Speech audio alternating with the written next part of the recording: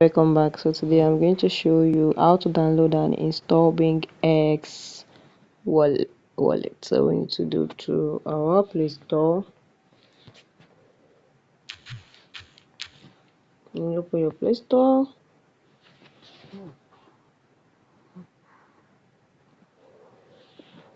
Then you search for BingX.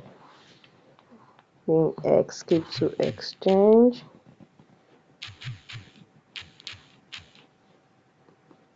You can see.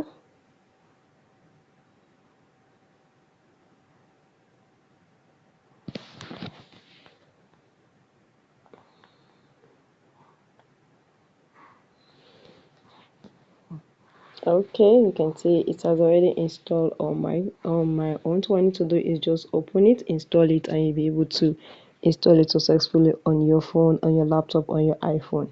So guys, if you found this video helpful, smash the like button, drop a comment, and subscribe.